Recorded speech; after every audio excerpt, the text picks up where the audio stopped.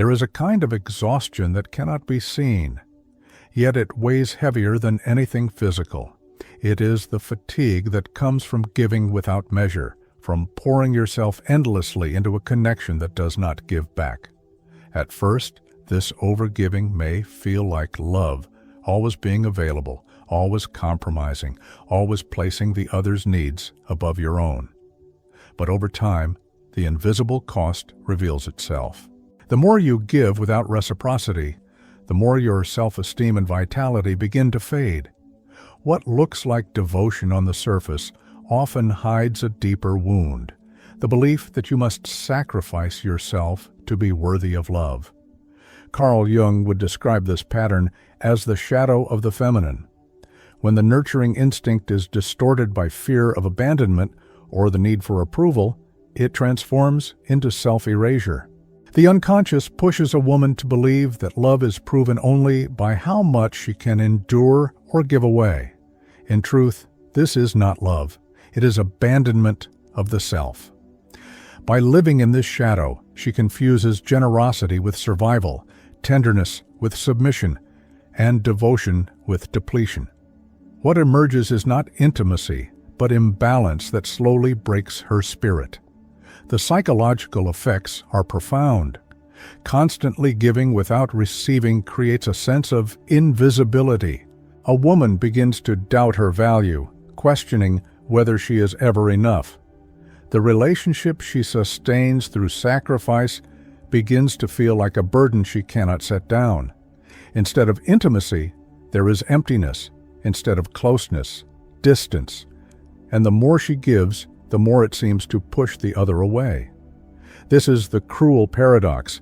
Giving without boundaries does not create love, it dissolves it. Examples of this truth are visible everywhere. A woman rearranges her entire schedule to accommodate a partner who rarely reciprocates, and instead of gratitude, she receives indifference. Another pours affection and attention into someone who responds with detachment, leaving her emptier after every encounter. Another sacrifices dreams, friendships, or rest, believing this will keep love alive, only to discover that her very sacrifice has bred contempt. These stories are not signs of weakness. They are signs of a culture that taught women to equate love with depletion. The deeper tragedy is that this overgiving often delays the moment of recognition. A woman believes she is investing in connection, when in truth she is financing her own disappearance. Each time she says yes when she wants to say no, each time she stays silent instead of setting a boundary, she chips away at her own presence. The result is a subtle but devastating erosion of identity, and once her essence is hidden beneath sacrifice, she finds herself not more loved, but more invisible.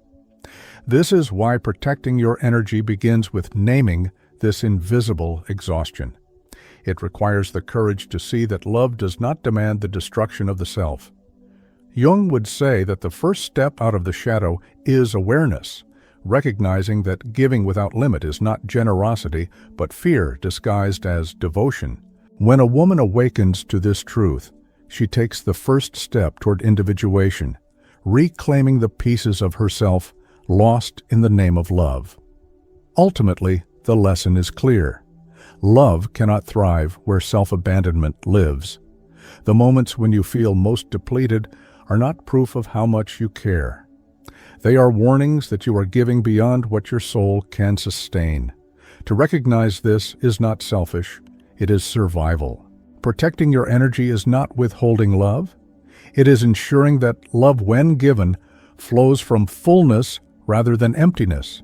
And in that recognition begins the most romantic act of all, the decision to stop erasing yourself and to choose, finally, to remain whole.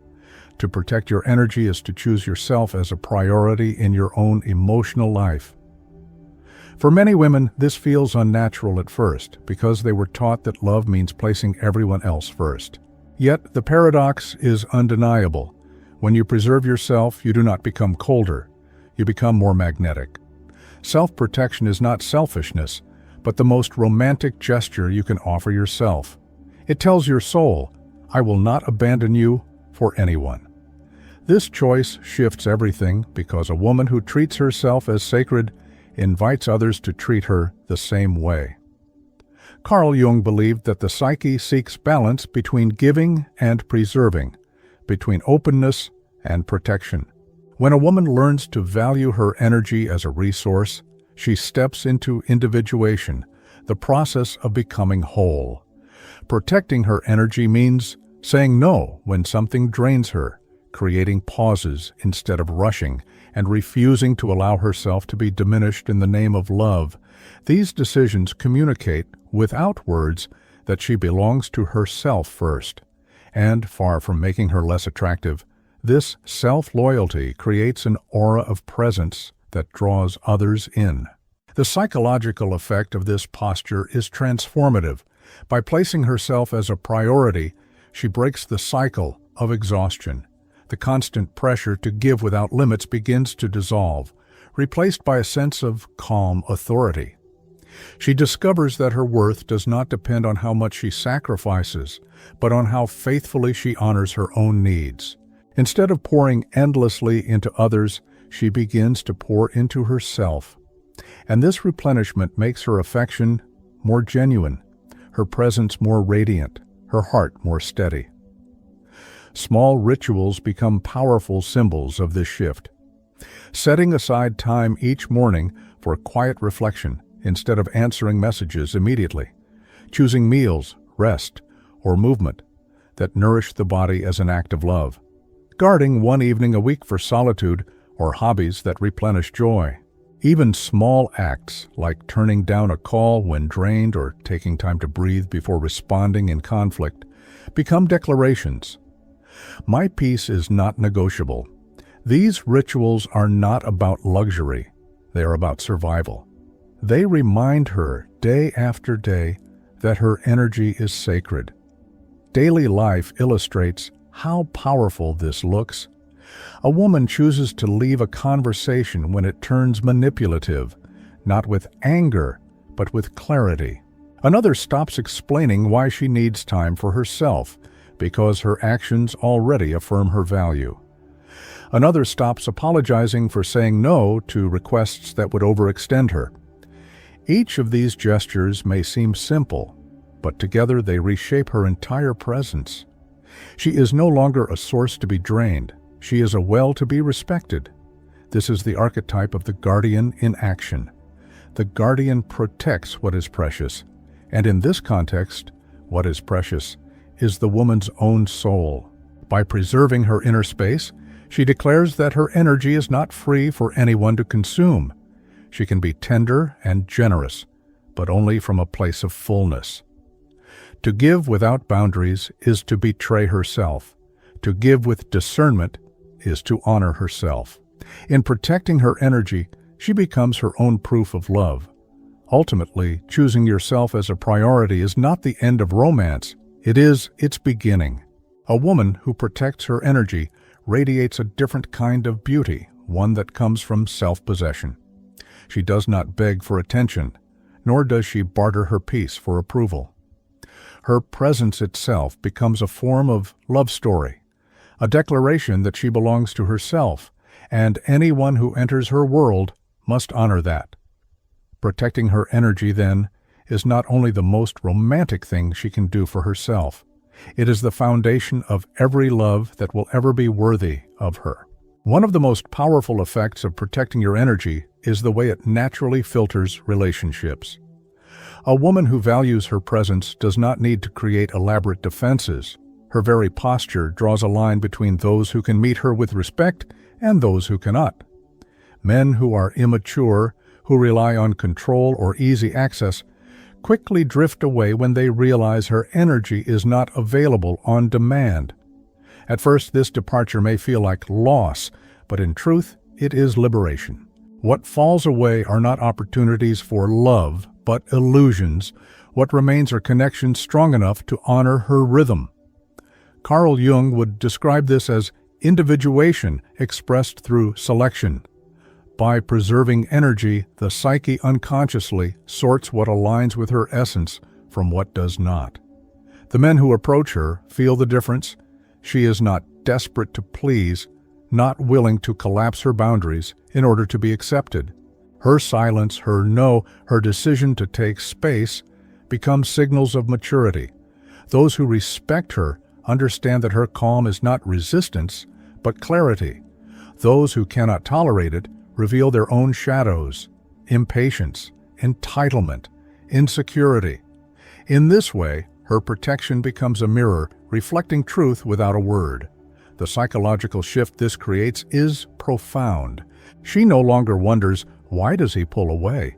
Instead, she sees that those who retreat at her boundaries were never capable of depth. She no longer fears that saying no will cost her love, because she recognizes that true love does not crumble at the first sign of dignity. What once felt like rejection now feels like purification.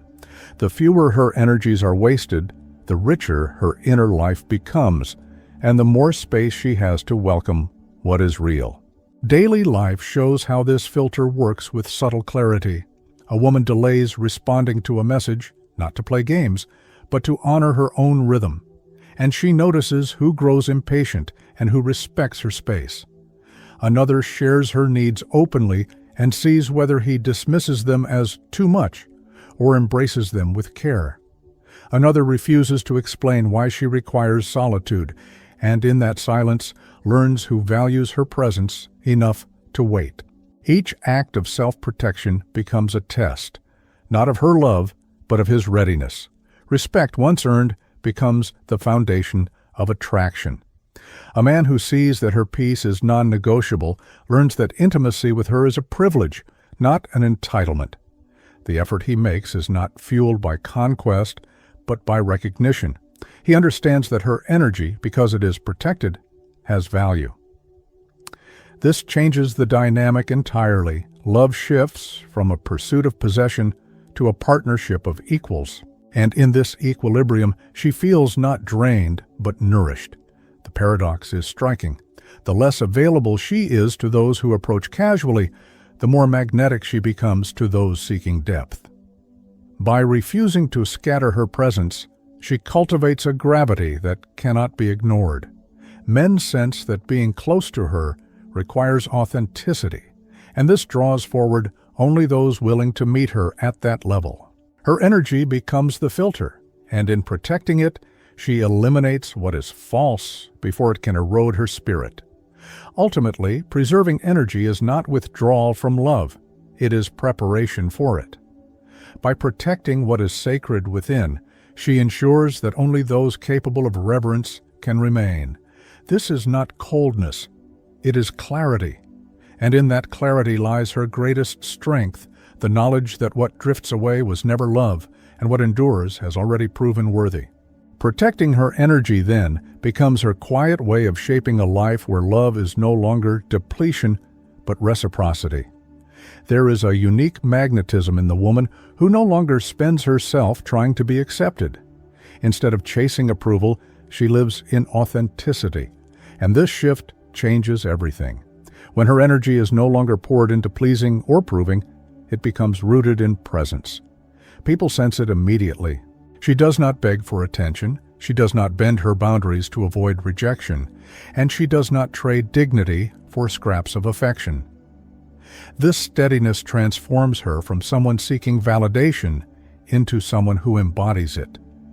The world begins to treat her differently, not because she demands respect loudly, but because her very way of being commands it. Carl Jung often wrote that the process of individuation is about claiming one's center, becoming whole by uniting the fragments once hidden or denied. For women, this often means reclaiming the energy once wasted on being what others wanted. When she integrates her shadow, the parts of her that once feared rejection, silence, or solitude, she discovers she no longer needs to disguise herself to feel loved. She is not desperate for approval because she has already approved of herself. And that self-acceptance becomes the ground from which authentic magnetism grows. The psychological transformation of this shift is profound. What once looked like neediness dissolves, replaced by a calm authority. She stops fearing the absence of constant affirmation because she no longer relies on it for identity. This absence of need is not arrogance, it is freedom. Freedom from the exhausting cycle of pleasing, freedom from negotiating her worth, freedom from the fear that saying no will make her unlovable.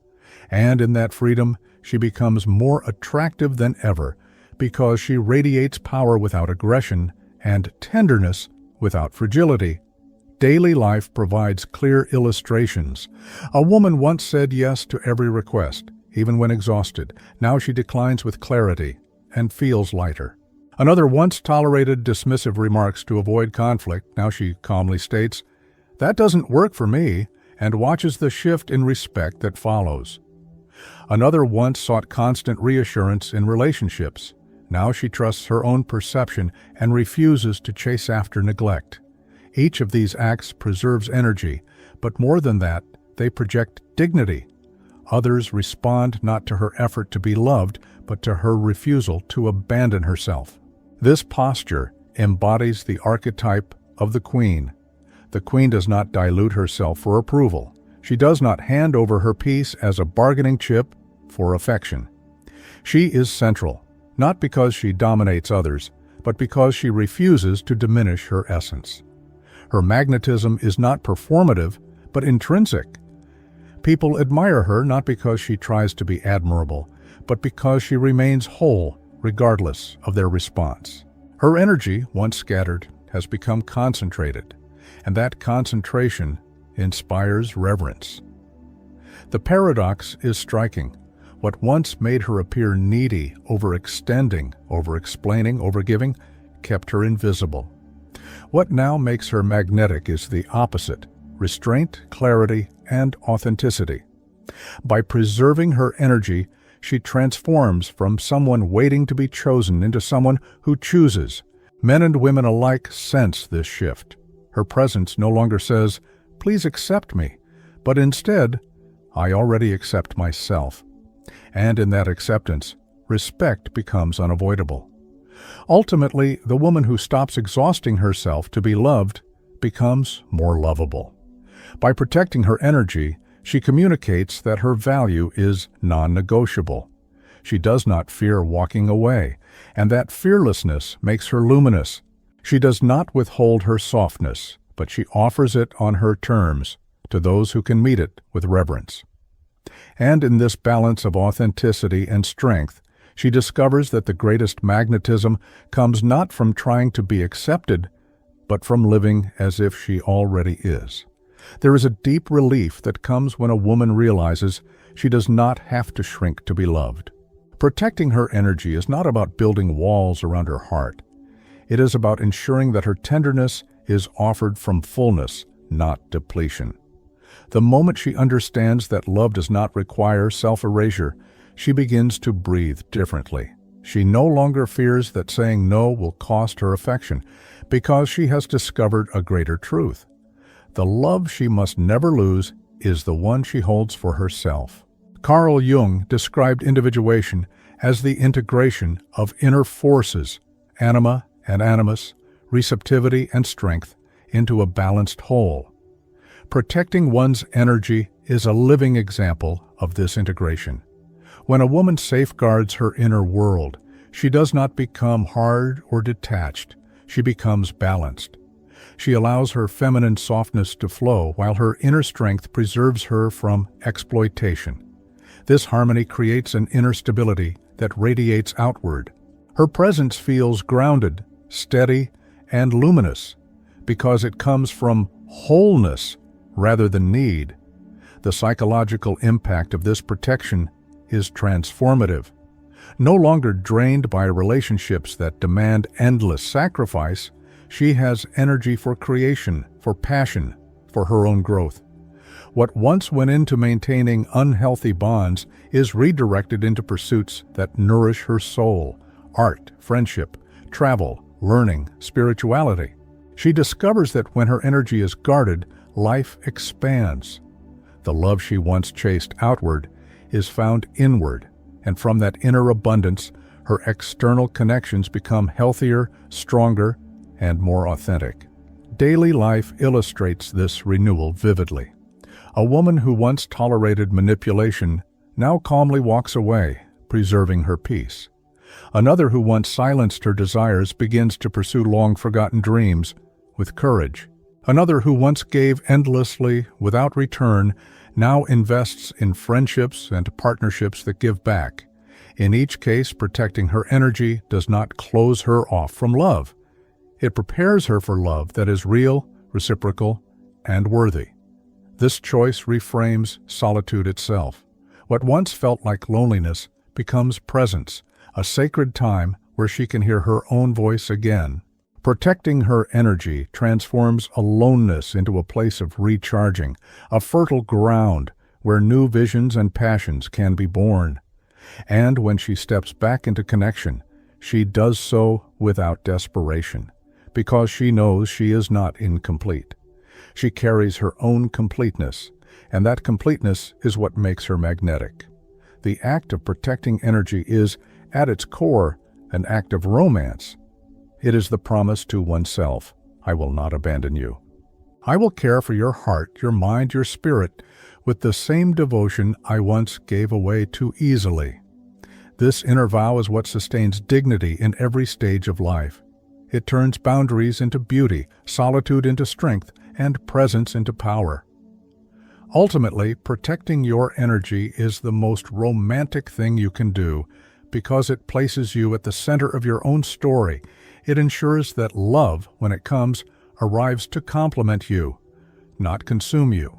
It guarantees that your tenderness is preserved for those who can honor it. And most of all, it affirms that you are worthy of care, not only from others, but from yourself. In that affirmation, a woman becomes radiant, whole, and unshakably free.